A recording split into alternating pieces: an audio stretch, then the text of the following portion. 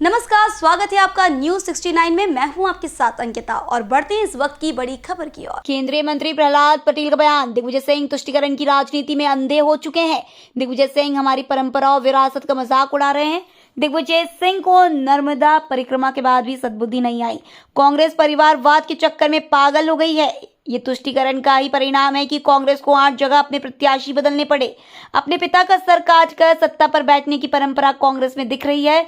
निशा बांगरे का इस्तीफा सरकार ने स्वीकार कर लिया। अब कमलनाथ जाने उनको टिकट देंगे या नहीं। उमा भारती की शराबबंदी पर बोले प्रहलाद पटेल, सुझाव अच्छा है, चुनाव के बाद विचार किया जाएगा। छिंदवाड़ा की 7 सीट हम जीत रहे हैं, प्रहलाद पटेल। महिला का मजाक उड़ाने वाले कमलनाथ शराब नीति पर अपनी नीति स्पष्ट करे। कमलनाथ अपने बेटे को 24 घंटे एक सामान्य जिंदगी जिलाकर दिखाएं। गरीबों की बात करने वाली कमलनाथ सरकार ने पीएम आवास योजना, जल जीवन मिशन और संबल योजना बंद कर दी थी। मेरा उसी पर एक पहला शुरुआत है कि दिग्विजय सिंह जी तुष्टीकरण में ऐसे अंधे हो गए हैं कि वो हमारी विरासत और परंपराओं का भी मजाक उड़ाने का चूक नहीं है। और इसलिए मैं ये मानता हूँ, मुझे दुख इस बात का है कि मैं कभी परंपराओं को और विरासतों को राजनीति का सकारात्मक चर्चा का केंद्र तो मानता हूँ, लेकिन उसके प्रति उपहास उड़ाया जाए, ये अपराध सिर्फ कांग्रेस और कांग्रेस के नेता कर सकते हैं। हम अपने मुख्यमंत्री पर गर्व करते हैं कि हमारी जो विरासत है, जिसमें मातृसत्ता को हम सर्वोच्च स्थान पर रखते हैं, उस नाते कन्याओं का पूजन हमारा संबल पर नहीं है, हमारा सामर्थ्य है। और दुख की बात जो मैंने कही है कि मैं खुद नर्मदा का परिक्रमावासी हूँ। परिक्रमा करने के बाद भी अगर विवेक नहीं जागा, ये दिग्विजय सिंह जी का दुर्भाग्य है। और दूसरी बात मैं कहता हूँ कि कांग्रेस परिवारवाद में पागल हो गई है और इसलिए मैं तुष्टीकरण और परिवारवाद को की खिलाफत करने वाली हमारी पार्टी के सिद्धांत को आपके सामने रखता हूँ। और उसी का परिणाम है कि ये जो संघर्ष था, तुष्टीकरण की जो मनस्थिति कांग्रेस की है, उसी का परिणाम है कि वो कपड़े फाड़ने की सीमा को भी लांघ रहे हैं। प्रदेश अध्यक्ष के इस आह्वान को कांग्रेस ने बहुत ही ईमानदारी से स्वीकार किया कि हमें एक दूसरे के कपड़े फाड़ने हैं। तुष्टीकरण ने ये परिस्थिति पैदा की कि आज 8 से ज़्यादा जगह पर उन्हें उम्मीदवार बदलने पड़े। उसमें मेरे गृह जिले की गोटेगांव भी शामिल है। तो ये जो संघर्ष है, ये संघर्ष उसी लालच का संघर्ष है। और इसी में मैं इस बात को भी जोड़ता हूँ कि भारतीय परंपरा में कभी ऐसी मिसाल नहीं होती। भारतीय परंपरा में त्याग की मिसाल होती है। भाई भाई के लिए करता है, बेटा पिता के लिए करता है, माँ के लिए करता है, अपने ऐसे आदर्श संबंधों के लिए अपना समर्पण करता है। लेकिन जो दूसरी परंपरा है जिसमें अपने पिता का सर काट पर भी गद्दी पर बैठना, जिसे हम तुष्टीकरण कहते हैं, ये कांग्रेस का चरित्र है और वो आज दिख रहा है। और इसलिए मैं इस अवसर पर ये कहूँगा कि कांग्रेस पहले जो बातें करती थी, तो मैं हमेशा कहता हूं कि वो सामंतशाही की प्रवर्तक है, परिवारवाद की संरक्षण करता है। और इसी का परिणाम है कि वो हमारी गरीब कल्याण की नीतियों का न सिर्फ विरोध करती है, उसे समाप्त करने में या उसे रोकने में हिचकिचाती नहीं है। और उसके मध्य प्रदेश के मैं 3 उदाहरण देता हूँ। संबल योजना, मैंने मजदूरों के बीच में काम किया है। अगर किसी की दुर्घटना में सबसे पहली मदद होती थी तो संबल कार्ड गरीब आदमी का ऐसा हथियार था कि ना वो कर्जदार बनता था, ना कोई अस्पताल के दरवाजे उसके लिए बंद होते थे। दूसरी है जल जीवन मिशन, घर घर जल। कमलनाथ की सरकार ने उसको भी रोकने का पाप किया और आपका गवाह है कि उनके 1.5 साल में कोई 2.5% ग्रामीण परिवारों को पानी दिया। तीसरा मेरा उदाहरण है प्रधानमंत्री आवास योजना के 2 लाख मकानों को वापस करना। तो मैं 3 प्रश्न करके अपनी बात खत्म करता हूँ। पहले वो अगर बहुत विकास की बातें करते हैं तो मेरे इन 3 प्रश्नों का उत्तर दीजिए। ये गरीब आदमी को लाभ देने वाली तीनों योजनाओं पर उनका दुराग्रह क्यों था।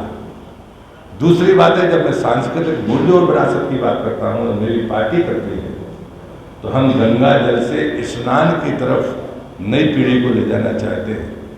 आपकी शराब नीति ने शराब से स्नान करने का रास्ता तय किया है। अगर हिम्मत है तो नर्मदा के परिक्रमावासी कहे जाने वाले दिग्विजय सिंह हो या फिर महिलाओं का मजाक उड़ाने वाले कमलनाथ, उन्हें शराब नीति पर अपनी राय स्पष्ट करनी चाहिए। अगर जब आएगा तो फिर से 2 दिन बाद मैं उनसे प्रश्न पूछूंगा। अगर उन्हें हिम्मत है, ये नैतिक ताकत है कि चुनाव में मध्य प्रदेश की जनता को उनको वास्तव में बरगलाना नहीं, भ्रम नहीं फैलाना है, विकास के मॉडल पर यथार्थ चर्चा करनी है। मध्य प्रदेश के विकास की अगर चिंता कांग्रेस को है तो उन्हें विकास की इस चर्चा में हिस्सेदार बनना चाहिए और संवाद के लिए मैं उनको चुनौती देता हूँ। मैं इस अवसर पर आज इतना ही कहूँगा। कोई प्रश्न तो आप जरूर। मिश्रा मामले मसले को लेकर लगातार सुर्खियां हाईकोर्ट ने जाकर सीधे दी स्थिति को, आपको टिकट के लिए भटक रही। कल कमलनाथ जी से मुलाकात हुई, कुछ रास्ता नहीं निकल पाया। मुझे लगता है कि दोनों बातें उत्तर आकर देते। एक सामान्य व्यक्ति को इस्तीफा उसका स्वीकार हुआ है। लोकतंत्र में उनके पास रास्ते हैं। अब कौन उनको टिकट देगा, कौन नहीं देगा, ये हमारा सवाल नहीं है। निशा जी ज़्यादा अच्छा बता पाए। आप पूरे प्रदेश में घूम रहे हैं, तो क्या एंटी इनकम्बेंसी और सत्ता को भी लेकर समझ आ रही है? मुझे लगता है कि मेरे घूमने से आप खुश हैं कि नहीं। मुझे पार्टी जो काम देती है वो हमें पूरी ईमानदारी से करना चाहिए। ये भारतीय जनता पार्टी है। कविता जी हमारे मध्य भारत के हिस्से से आती है और आप लगातार उनकी उपस्थिति जबलपुर में देख रहे हैं। हमारे यहाँ कोई असंतुष्ट होकर उसका ट्रांसफर नहीं होता है। जिम्मेदारी दी जाती है और उसको बखूबी उसको पूरा किया जाता है। जो जिम्मेदारी पार्टी मुझे देती है वो उसे करता है और आपसे अच्छा ज़्यादा नज़दीक से देखने वाला कोई और है भी नहीं। भाई साहब, लॉ इस तक संभव है कि तमाम विषयों के साथ लोकसभा के चुनाव, विधानसभा चुनाव, मैं समय सीमा की बात तो नहीं करता, लेकिन मैं कमीशन के लोगों का हृदय से आभारी हूँ और भारतीय जनता पार्टी चुनाव खर्च कम हो, चुनाव के कारण विकास के काम न रुके, इसकी सदैव हिमायती रही है। और हम मानते हैं कि अपव्यय भी रुकना चाहिए और विकास की गति कम नहीं होनी चाहिए। इसलिए हमारा स्लोगन है, गति भी प्रगति भी। भाई साहब, उमा भारती ने लाडली बहना के माध्यम से सवाल उठाया है कि 1500 रुपये देने से अच्छा है कि शराब बंद कर दी जाए तो बहनों को ज़्यादा फायदा होगा। ये चुनाव के बाद की डिबेट है। सलाह अच्छी आती है, हम स्वीकार करते हैं। एंटी इनकम्बेंसी पे जवाब नहीं, कोई सवाल नहीं। गरीब कल्याण विकास का हमारा सर्वश्रेष्ठ मॉडल है और जो सिर्फ हम नहीं कह रहे, दुनिया कह रही है। मैं स्वच्छता और जल जीवन मिशन का मंत्री हूँ देश का। हमने हमेशा इस बात को जिम्मेदारी के साथ कहा है। हमारी कोई भी नीति ऐसी नहीं जिस पर हम इम्पैक्ट असेसमेंट न कराते हो और थर्ड पार्टी असेसमेंट न कराते हो। और एक आंकड़ा मैं थर्ड पार्टी असेसमेंट कर देता हूँ, वो WHO का है और यूनिसेफ का है।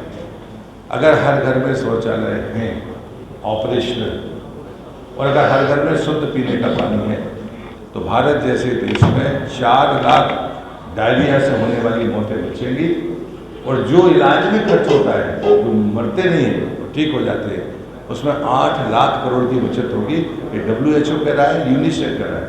और फिर भारतीय जनता पार्टी की कोई भी नीति और पॉलिसी, कोई भी योजना, हम उसके थर्ड पार्टी असेसमेंट के लिए तैयार रहते हैं।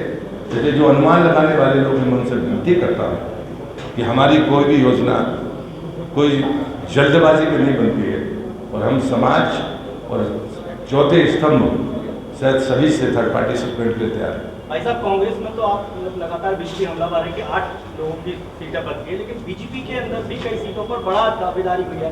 उत्तर मध्य विधानसभा क्षेत्र में जो तस्वीरें निकल कर सामने आई, आपको भी हस्तक्षेप करना। अभी बदलाव का कलंक हम पर नहीं है। धन्यवाद है। चाय पीजिए। सीधी और सत्ता में कुछ अरे भाई साहब, कमलनाथ की छिंदवाड़ा में 7 सीटें हैं, हम 7 जीतेंगे। 3 दिसंबर को बात करेंगे। आज मेगा रोड शो कर रहे हैं कमलनाथ और परसों हम कर रहे थे वहीं है, पहले हम कर चुके हैं। वो मेगा रोड शो कर रहे हैं, जरा 24 घंटे मैंने कहा है, चुनौती दी है उनको। एक सामान्य व्यक्ति की तरह वो जीवन जी के बता दे तो मांगे।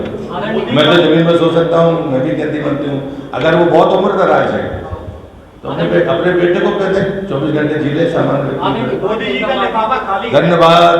मोदी जी का लिफाफा खाली है, महिला रिजर्वेशन देती है, प्रियंका गांधी कह रही हैं, लेकिन 10 साल का इंतजार करा दिया।